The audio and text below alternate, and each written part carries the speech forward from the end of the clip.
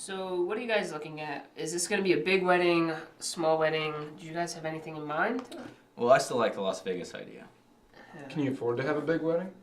My parents refused to help. I don't know. What about yours? They're still pissed off about the first marriage, so I don't think they're gonna help much. Your Uncle James, is he still a pastor?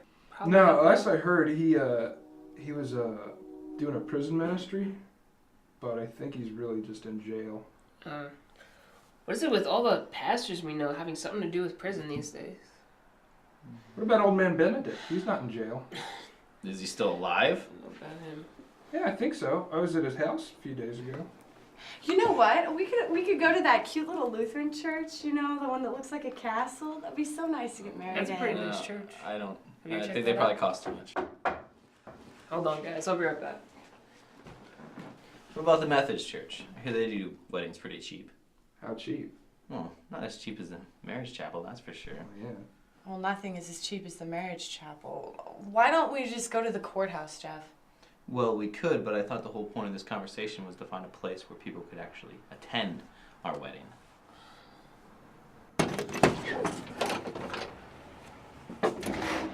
Hi, can I help you?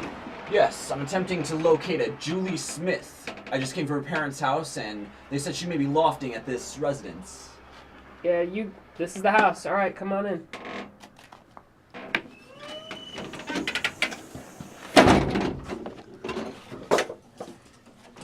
In here this way.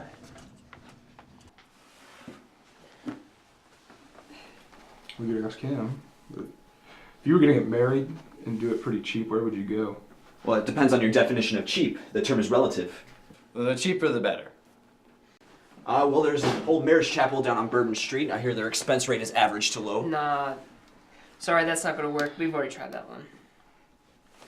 Well, there's always the Methodist. I hear they have a long-standing tradition of helping out poverty-stricken couples. See, that's what I'm talking about. But I don't like the Methodist. When did you start not liking the Methodist? I've never liked the Methodist. I wonder how much it would cost to get a license and marry people yourself. Why? You think you're gonna start doing it, James? You don't think I could? I think you have to be an ordained minister. I could do it. The guy at the marriage chapel wasn't. Yeah, and he wasn't licensed either, remember? Well, he was at one time. He probably just forgot to get it renewed. Hey, well there you go. Now that he's out of business, you have the perfect place to put up shop. Yeah. Start your own business. Oh, wait, the marriage chapel you just spoke of, it no longer operating? Yeah, some problems with drugs. Who are you, by the way? Actually, I'm a friend of Julie's. You are? In a way, we grew up together. My name is Walter, from kindergarten. I went to your parents' house and they told me I could find you here. What was your name? My name is Walter Fisk of the United States Navy. I actually find your topic of conversation quite ironic, considering when we were of young age, we were betrothed under a grand old elm tree outside our kindergarten's playset. That's right. I remember you. You were the kid with all the freckles. Yes, freckles. Well, you may not remember that you promised me that when we grew older we would get married for real, but I suppose none of that means anything to you now. I just came here to see for myself and possibly collect on a debt, but I understand the situation. And you see, going overseas to Hawaii, where I spent most of my time, being around troops that some lived, some died, and I would see their pictures of little girls back home, and all I could think of was you, my one little girl back home. And, well, I suppose it doesn't mean anything now. Well, that's awfully nice thing to say. I mean... Walter, right? Walter, I'll tell you what. She's yours if you want her. Excuse me? What's that supposed to mean? Nothing, only that this guy obviously has feelings for you and I'd like to see him do something about it. No, you said she's yours if you want her. I'm not something to give away. I'm not something to sell. I didn't mean it like that. Oh, well, that's good, because I don't think I could marry someone who felt that I needed to be owned. Well, good, because I wouldn't marry someone who needed to be owned. Well, that's good. I guess she's not available. I didn't say that. Well, what did you say? I said it's not for you to say whether I'm available or not. Well, Jeff. are you? Well, no. We're still married, aren't we? Not really. Well, we're still together, aren't we? Not technically. I mean, never were together to begin with. That's not even why we got married. Wait, Jeff, what are you talking about? Look, guys, it's not like you didn't think there was something up.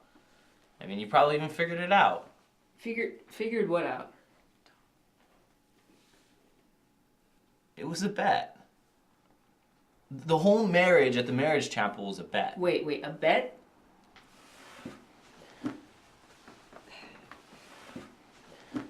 We were on our way to your place, James, and this guy at the marriage chapel bet us $200 so we wouldn't get married. And we were both a little crazy that night.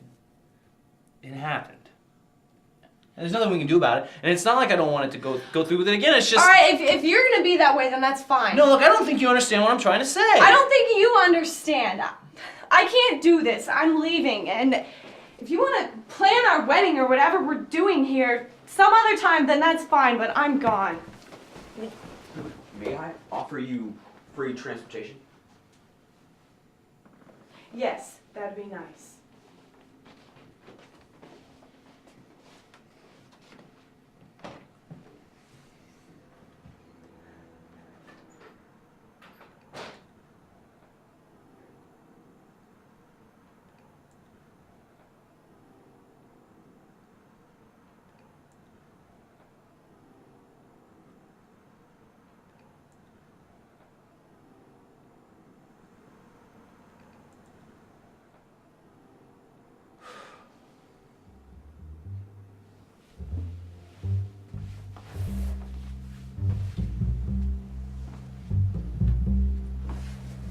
I think we'll go with that Lutheran church. She seemed to like that